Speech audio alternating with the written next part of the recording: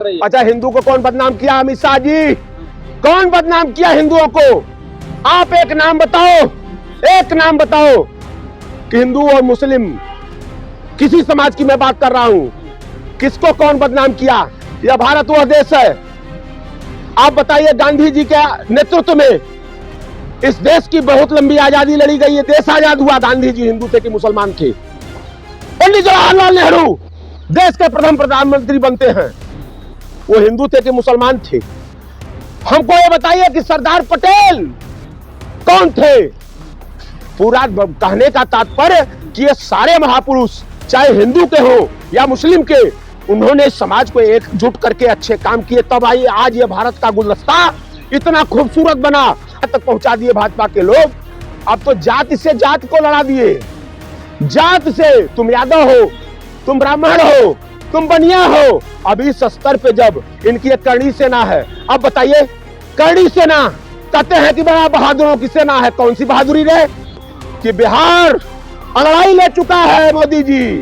1 लाख नाटक कर लीजिए, 1 लाख झूठ बोल लीजिए, आपके झूठ का चरित्र भी सामने सबके आ चुका है। बिहार में जरा सा भी चुनाव आयोग गड़बड़ी करने की कोशिश करेगा तो मंत्री अमित शाह कह रहे हिंदू आतंकवादी नहीं हो सकता, हिंदुओं को बदनाम करना छोड़िए आप लोग। देखिए, गृह मंत्री जी क्या बोल रहे हैं? गृह मंत्री जी के पास तो अलौकिक ज्ञान है, अलौकिक ज्ञान के वो भंडार हैं। वो तो 1960 में सरदार पटेल के साथ आंदोलन भी कर चुके हैं। अब बताइए, इसके बाद कुछ बचता है सदन में को? जिस भारत के सदन को सुनने के लिए, समझने के लिए पूरा विश्व पलक पावड़े बिछाता है कि भारत की सदन में आज क्या हो रहा है, उस सदन को इन भाजपा के लोगों ने मजाक बना दिया। क्या बोल रहे हैं? कुछ भी जो आया। सरदार पटेल 50 में मर गए, 60 में इनके साथ थे। इतिहास के बड़े बड़े बड़े ज्ञानी बन जा रहे हैं अमित शाह जी, और कह रहे हैं कि भगवा आतंकवादी नहीं हो सकता। सर्टिफिकेट दे रहे हो, मतलब एक खुद तड़ी पार व्यक्ति से इस तरह की बात सुनना और कहना, दोनों जनता समझ रही है और हास्यास्पद है, उसको समझ रही है। अगर कोई अपराधी अपराध पर विश्लेषण करने लगे, अपराध पर प्रवचन करने लगे, तो जनता समझती है। धन्य हो महाराज। अरे गृह मंत्री हैं वो। गृह मंत्री होना एक अलग चीज है, गृह मंत्री होना अलग चीज है। संवैधानिक पीठ पर आप चुनाव जीत कर बैठ गए, सरकार सत्ता बन गई, लेकिन गृह मंत्री आप वही अमित शाह जी है ना, कि यही कोर्ट ने, यही भारत के संविधान ने, इसी भारत की न्यायपालिका ने उनको तड़ीपार भी किया था, तड़ीपार भी किया था। तमाम चार्जेज हैं, तमाम आरोप हैं। तो प्रवचन आप किस पर दे रहे हो? आप किसकी सुरक्षा कर रहे हो? ये देश समझ रहा है। उसी तरह देखिए, आतंकवादी कोई हो सकता है, अपराधी कोई हो सकता है, वो धर्म का से मामला नहीं है। विष्णु में भी बताऊं, अभी एक तो कोई वो मौलाना है, कौन? साजिद रशीदी, 2 कौड़ी का व्यक्ति, 2 कौड़ी का व्यक्ति, जितना मतलब अमर्यादित बयान उसने एक लोकसभा की चुनी हुई सांसदों के लिए दिया है। ये वही क्या है कि रशीदी, जिसको अभी एक चैनल के ऊपर इसको जूते मारे गए थे। ये खुद पथभ्रष्ट है। ये इसकी कई वीडियो, ये भाजपा के पालतू, चूंकि भाजपा हर धर्म में कुछ ऐसे पालतू लोगों को, चाहे हिंदू धर्म के हो चाहे भाजपा के हो, अब आप जानिए किसी तरह से एक वो है अनुरुद्धाचार्य, वो कहता है कि 25 बरस की जो महिलाएं और लड़कियां होती हैं वो 25 जगह मुंह बनाती हैं। अरे अब इसका अनुभव तुमको कैसे हुआ?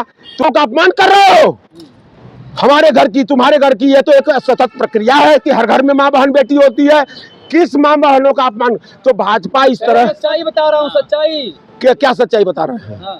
क्या सच्चाई बता रहे हैं? देखिए, आप आज एक चीज जान लीजिए कि भाजपा सभी धर्मों में कुछ ऐसे कुत्तों, पत्तल चाट कुत्तों को पाल के रखी है। न वो साधु है, न वो मौलाना है, न ही उनके कर्म उस तरह से हैं। सिर्फ उनको एन केन प्रकारेण समाज को इधर से उधर बांटने का जो काम दिया, जिम्मेदारी दी गई है, चाहे उनको लात खाना पड़े, जूते खाना पड़े, गाली सुनना पड़े, उसी कर्म में वो राशिद भी है और उसी में ये साधु भी है। अमित शाह कह रहे हैं पिछले कितने सालों से हिंदुओं को बदनाम किया गया, पहली बार ऐसी सरकार आई है जो हिंदुओं को रक्षा कर रही है। अच्छा, हिंदू को कौन बदनाम किया? अमित शाह जी। कौन बदनाम किया हिंदुओं को? आप एक नाम बताओ, एक नाम बताओ कि हिंदू और मुस्लिम, किसी समाज की मैं बात कर रहा हूं, किसको कौन बदनाम किया? यह भारत वह देश है। आप बताइए, गांधी जी के नेतृत्व में इस देश की बहुत लंबी आजादी लड़ी गई है, देश आजाद हुआ। गांधी जी हिंदू थे कि मुसलमान थे? पंडित जवाहरलाल नेहरू देश के प्रथम प्रधानमंत्री बनते हैं, वो हिंदू थे कि मुसलमान थे? हमको ये बताइए कि सरदार पटेल कौन थे? पूरा कहने का तात्पर्य कि ये सारे महापुरुष, चाहे हिंदू के हो या मुस्लिम के, उन्होंने समाज को एकजुट करके अच्छे काम किए, तब आज ये भारत का गुलदस्ता इतना खूबसूरत बना। और उस गुलदस्ते को 70 साल के बाद, 70 साल के बाद जब इन राक्षसों की सरकार बनी है, इन राक्षसों की सरकार बनी है जो अंग्रेजों के तलवे चाटने वाले लोग थे, संघी मानसिकता के लोग थे, जब इनकी सरकार बनी है तो आज उस गुलदस्ते को ये बिखेरने का काम कर रहे हैं। हिंदू, मुस्लिम, सिख, ईसाई, जो ये आपसी भाईचारा था उसको बर्बाद करके आज इतनी गंदी राजनीति पर पहुंचा दिए इस देश में कि मतलब क्या बताएं कि जहां हम गांव के रहने वाले हैं, हमारे गांव में भी 10-20-50 घर मुसलमान हैं, क्या प्रेम, क्या लोगों में लगाव, और उस लगाव को तुम यहाँ पहुंचा दिए कि मतलब कि अरे वो छोड़ दो, वो तो हिंदू मुस्लिम की बात छोड़ दो, ये तो गंदी राजनीति यहाँ तक पहुंचा दिए भाजपा के लोग।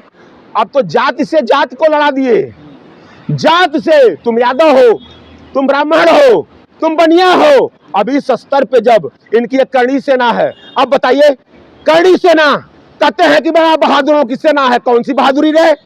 कौन सी? उसका एक अभी बयान दिया एक सम्मानित सदस्य के लिए, लोकसभा की सदस्य के लिए, कौन राणा है कि बताइए कि अभी तक न्यायपालिका या सरकार आंख बंद करके कैसे सोई है। और मैं पूछना चाहता हूं भाजपा के लोगों से कि जब एक संसद की सम्मानित सदस्य की इज्जत इस तरह से तार तार तुम्हारे लोगों द्वारा की जा रही है, तो आम घर के महिलाओं की क्या स्थिति होगी? उनकी इज्जत की रक्षा, उनकी मर्यादा की रक्षा कौन करेगा?